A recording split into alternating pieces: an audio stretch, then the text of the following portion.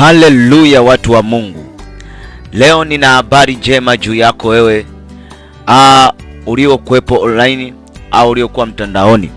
Nina habari njema kuhusu hali tunayopitia saa hii katika ulimwengu huu tuliokuwa nao. Yamkini unajiuliza ni kwa namna gani yanatokea hivi? Ni namna gani vita inakuwa kali namna hii? Matatizo yanakuwa makali namna hii?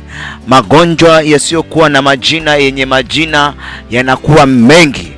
Yamkini unajiuliza namna hii, vita kati ya dunia, kati ya nchi na nchi, ni machafuko ambayo hayaelezeki kwa namna moja ama nyingine.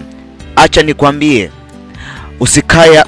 usiondoke hapo uliposikia hizi habari njema za Yesu Kristo. Usione machafuko namna hii, usione hali inakuwa mbaya, usione dunia inakuwa mbaya. Acha nikwambie, ni nyakati ni za mwisho tuliokuwa nazo. Kabla sijakupa habari za mwisho, acha tuombe kwa ajili ya kukaribisha uwepo wa Mungu.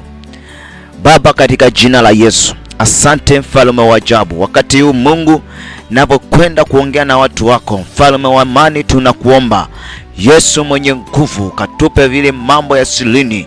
Mungu mwenye nguvu, katufungue. Yamkini tunaona machafuko, hatujui nini kinatokea, lakini Bwana, kupitia neno lako tutajua ni kitu gani kinatokea au kitatokea mbele yetu ndani ya dunia hii. Mfalme wa amani, ututie nguvu, na wale Bwana wataosikia, tunaomba Mungu kachilie badiliko katika jina la Yesu Kristo aliye hai.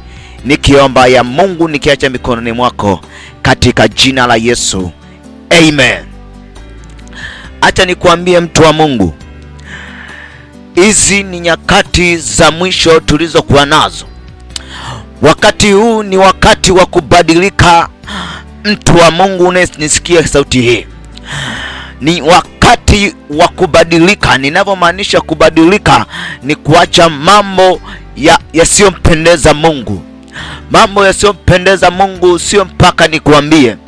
Wewe mwenyewe unaweza ukashuhudia yale mambo unayoyatenda. Unaona kabisa haya mambo hayampendezi Mungu kabisa. Acha nikuambie, hizi nyakati tulizokuwa nazo ni nyakati mbaya. Kufumba na kufumbua, Yesu Kristo anarudi. Acha nikuambie, ni nyakati za kubadilika. Yesu mwenyewe aliongea katika kitabu takatifu, aliongea katika Biblia, na siku zote Biblia haidanganyi. Biblia haidanganyi kabisa, inaongea ukweli. Atakaye kudanganya kwamba Biblia inadanganya, huyo mtu ni mpinga Kristo. Biblia haidanganyi kabisa. Biblia inaongea ukweli, ukweli usiopingika. Acha nikwambie, haya machafuko unayoona sahi, haya machafuko unayoona dunia hii, haya machafuko yote yalitamkwa, yalinenwa, yaliongelewa ndani ya Biblia, yalisemwa ndani ya Biblia, yalitabiriwa na Yesu Kristo mwenyewe, ambaye alisema nyakati za mwisho kuna vitu vitatokea, kuna mambo yatatokea, kuna vita vitatokea, kupigana nchi kwa nchi, kuna maasi yataongezeka. Na leo hii unashuhudia mwenyewe, maasi yameongezeka mno. Maasi yamezidi. Nikiongelea asi moja ambalo linatatiza dunia ni asi la ushoga.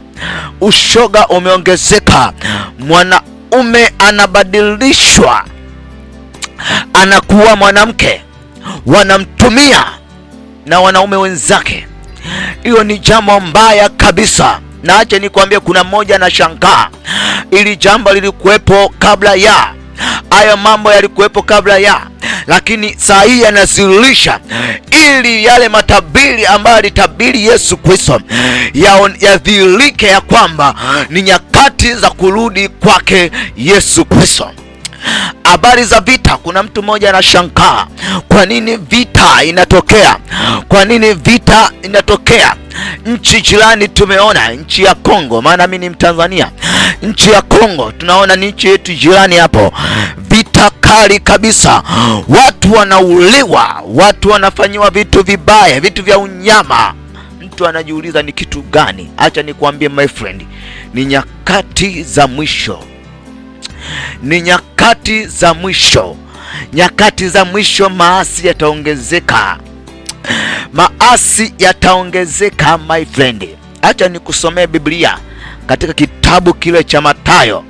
Mathayo 24 mstari ule wa pili. Kwa kusaidia taanza mstari ule wa pili. Biblia inasema hivi, kitabu cha Mathayo, naye akajibu, huyo Yesu, naye akajibu akawaambia, amyaoni haya yote? Amini nawaambia, alitasalia hapa jiwe juu ya jiwe ambalo alitabomoshwa.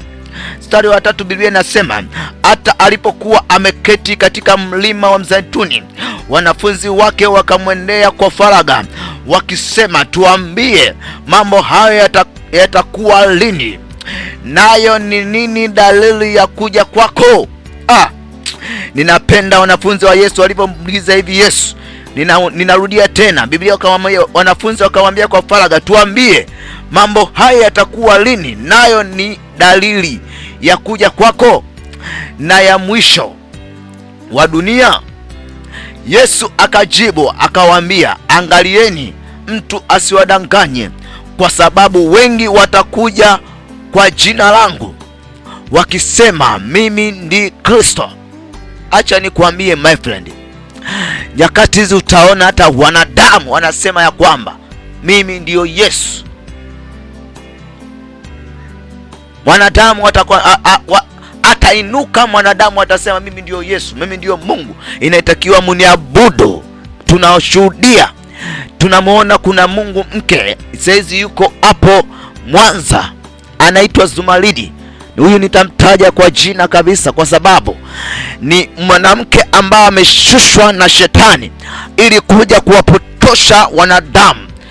Acha nikuambie my friend, huyo mtu alitabiliwa na Yesu mwenyewe, asema watakuja Wakristo watasema mimi ndiye Mungu, na leo tunashuhudia anasema yeye ndiyo Mungu. Acha huyo tu, kuna Yesu alishuka kule Kenya akasema mimi ndiyo Yesu, akasema mimi ndiyo Yesu niliyoshuka ili kuja kuokoa wanadamu.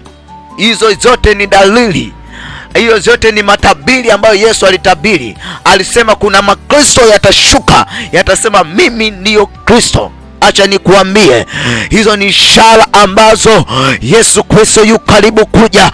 Watakuja kama hao, watakuja Kristo kama hao. Acha nikuambie, kuwa na utahadhari, au usiwafuate wala usiwakimilie, maana kuja kwake Kristo, Biblia inasema ya kwamba kila jicho litamwona, kila goti litapigwa. Kuja kwake Kristo, kila mwanadamu atamuona huyo. Sio anakuja Kristo, yani mtu wote hajamuona anasema yeye mimi ndio Kristo. Acha nikwambie, atapokuja Kristo ataongea kwamba mimi ndio Kristo. Utamuona mwenyewe ya kwamba utamuona ya kwamba anakuja kutoka mawinguni, atakaa pale juu. Biblia inasema kila macho ya mwanadamu atamuona huyo Kristo. Sio Yesu tu yuko huko nchi fulani anasema mimi ni Yesu. Hata sisi tuliko hapo Tanzania, tuliko nchi jirani, hatujamuona huyo Yesu gani. Acha nikwambie, unapigwa. Huyo sio hela. Waswahili wanasema unapigwa kitu ambacho sio sahihi, unapigwa my friend. Ni nyakati, ni wakati wa kubadilika. Biblia inasema, tunaendelea, atasema mimi ni Kristo, nao atadanganya wengi. Na kweli watu wanadanganywa wengi kwa kuwafuata Wakristo wa uongo, kwa kuwafuata manabii wa uongo.